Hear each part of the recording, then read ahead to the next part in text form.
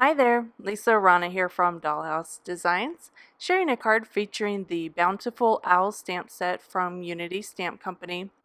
It features our favorite owlie in an adorable fall scene.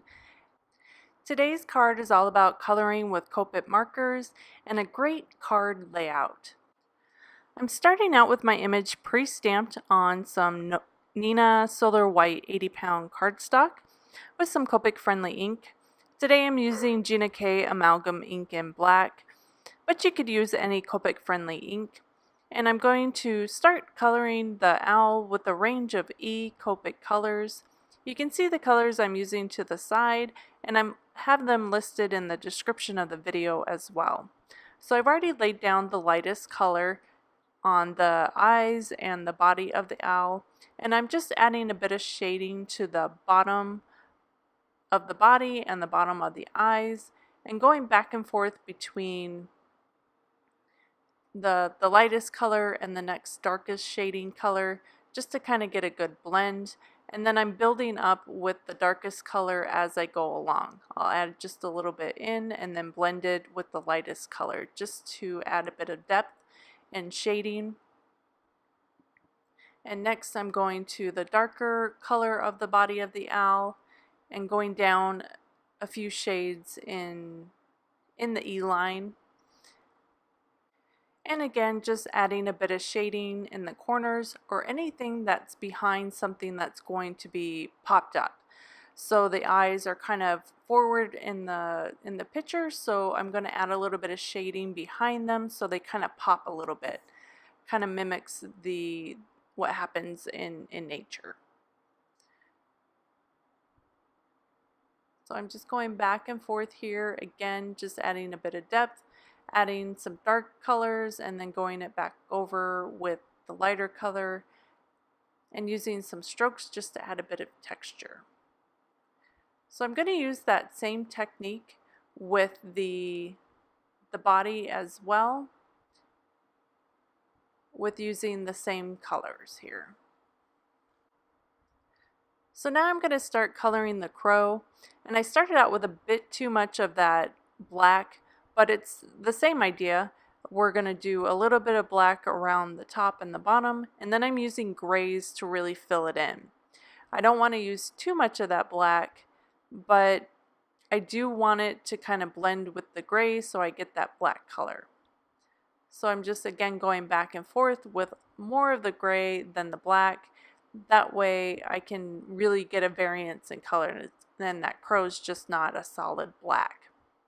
Next I moved on to the pumpkins. I laid down a light color of pumpkin or orange, and then just going in with a variance of the other two oranges, again keeping the shading to the tops and the bottoms and anything that might be below something that's popped up, just to give it a bit of depth and shadow.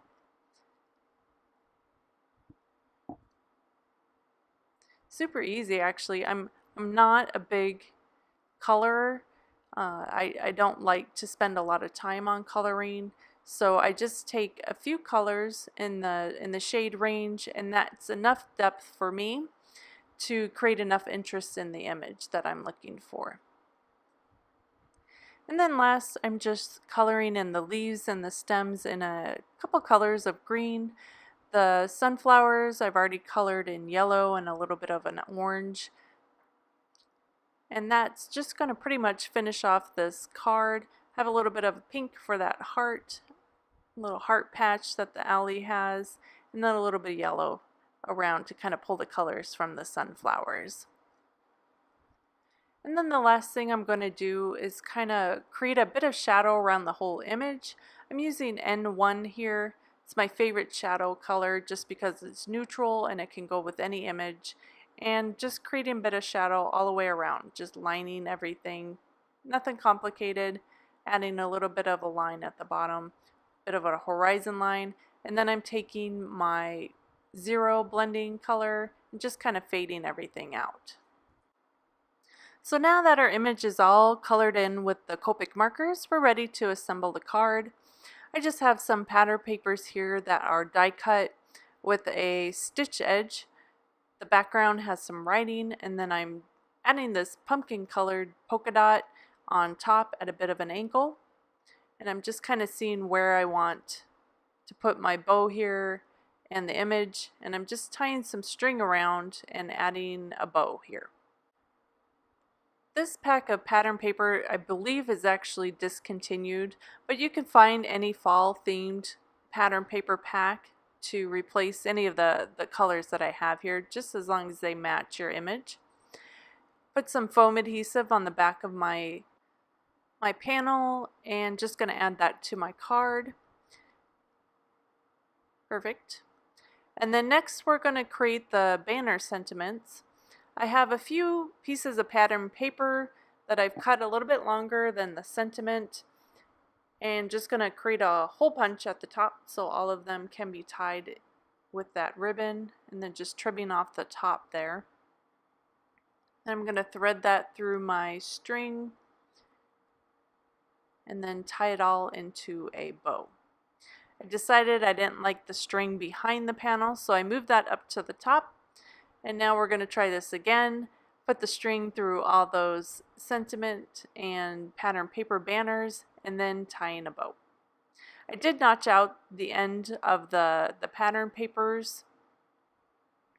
Just a simple technique of cutting right through the center of the banner and then going from the end to the top of where you cut. Creates a perfect notch every time. So here's our finished card with that adorable fall owl, all colored up with Copic markers, and a sweet banner sentiment. Lots of great fall colors and patterns to finish off this card that's perfect to let someone you know how thankful you are for them this season. Please give this video a thumbs up and subscribe if you liked it. Plus, if you have any questions or a sweet comment, post below. Thanks for watching. See you next time. Bye.